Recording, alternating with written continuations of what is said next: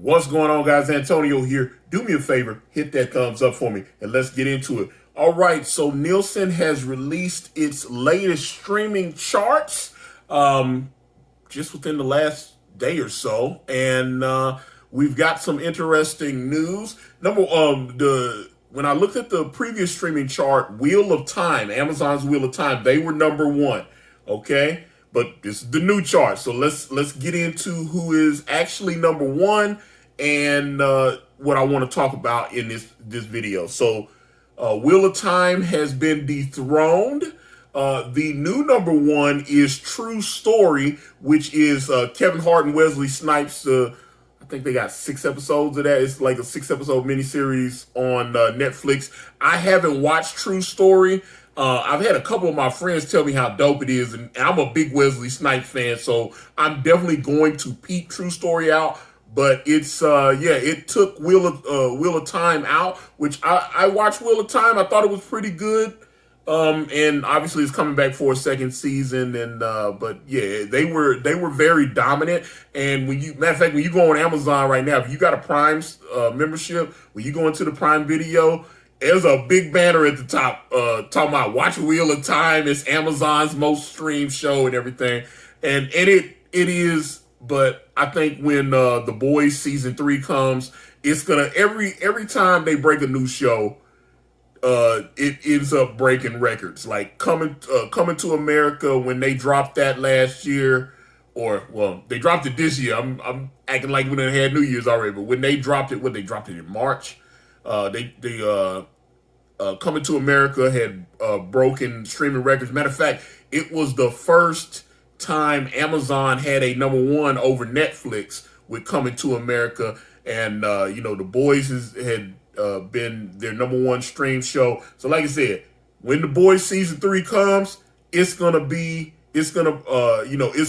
the place of Wheel of Time as most streamed. They got they got Jack Ryan season 3 coming, and season 4, and they got the Lord of the Rings show is the one I'm waiting on, but that's what it is. But Nielsen, for those of you, I'm sure some of you that watch television, you know about Nielsen. Nielsen was founded, I think, around the late 30s. It was meant to monitor radio broadcasts, because people was like, okay, we got like 200 radio stations, and some of them are just local and some of them are national. They're out of Los Angeles, New York, or Chicago, or whatever, and we don't know who's number one. So a service like Nielsen was created to monitor, and I've done stuff with Nielsen twice. I was hoping, because it's like, if you watch television, you've heard about the Nielsen families. They do the sweeps and everything. They do sweeps 3 times a television season. I think it's November, February, and May, if you watch network television, right? But Nielsen used to just monitor radio, and then television. Television came along, like I said, late 30s, when television actually started, having enough people owning television. Because my mom was born in 1937, and she used to talk about, everybody didn't have no TV. She talked about their family sitting around a radio and listening. That's how it used to go down. So when Nielsen saw that people actually were shifting from radio to television, they started monitoring television. And then as we get into the 2000s, the streaming services started. Now, what happened there? It's the same thing as what happened when people started getting radio as opposed to when people started getting television as opposed to radio. When they started switching over, Nielsen did not fully grasp the streaming thing yet. So they would only monitor what was on network television. They used to not monitor cable. That was the thing. They only monitored network television. They wouldn't monitor cable.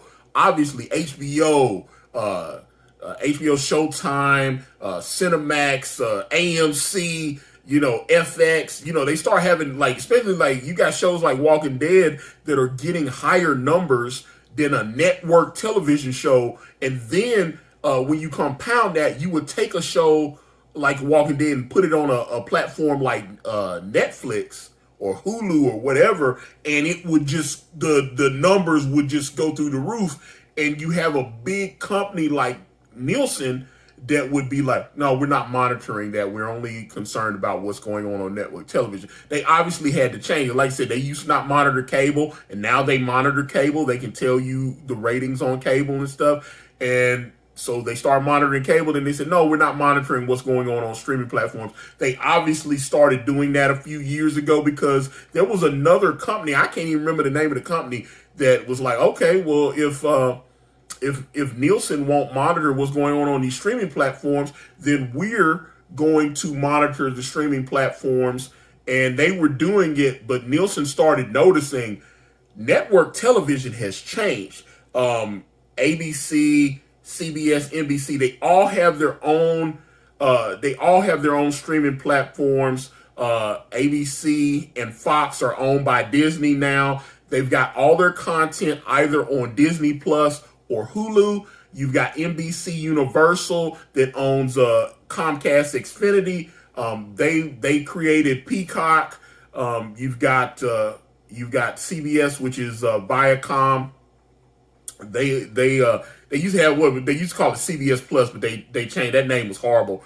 But now they just call it the Paramount Plus network. So if you got and now they're shifting, they've got like exclusive content on there. They got that the new Paramount Plus, what's that, 1883, which I've watched. I've been watching. 1883 is all outstanding. You've got Mayor of Kingstown that's outstanding. They're gonna, they had sold the streaming rights to Yellowstone, which was their #1 show. They sold that to NBC Universal Peacock. So I don't know if that's gonna be a Disney Marvel situation where they're like, can we get our Yellowstone rights back? I don't know if it's going to be like that. But right now, if you want to watch Yellowstone, the first 3 seasons, and I'm assuming season 4 will head over to Peacock as well. But if you want to watch Yellowstone right now on a streaming service, the first 3 seasons, you have to have Peacock, which is included with Xfinity for free. So I have it, and I've watched Yellowstone. Yellowstone's outstanding. I love it. I've talked about Yellowstone before. But okay, so that's me just running my mouth about how we got to the point where Nielsen had to cave and start monitoring streaming platforms, right? Okay, because like I said, there was another service that nobody remembers that was trying to be like, okay, we can overtake Nielsen by monitoring these streaming platforms. Nielsen finally smartened up and was like, yo, we're going to lose if we don't monitor these streaming platforms. So they started watching, they started getting numbers for Hulu and Disney Plus and Netflix and Amazon Prime and all that. So they monitor all that stuff now. They didn't used to, but they do now. And like I said, the previous streaming chart had Wheel of Time at #1. They've been dethroned by a True Story with Kevin Hart and Wesley Snipes, which, like I said, I haven't watched that yet, but I want to watch it. But what debuted at #2 and was Hawkeye on Disney Plus. Now I watched, they've got all 6 episodes up on the Disney Plus streaming platform now. I liked Hawkeye. I've heard some people say this or that about it. I thought it was very well done.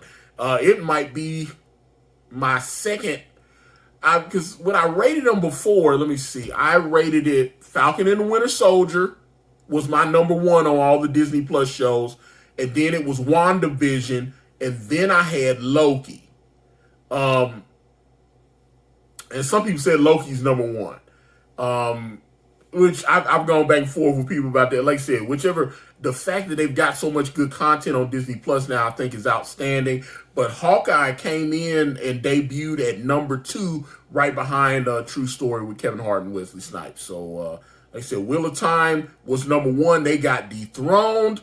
But now Hawkeye, which, like I said, there are rumors that we are going to get another season of Hawkeye.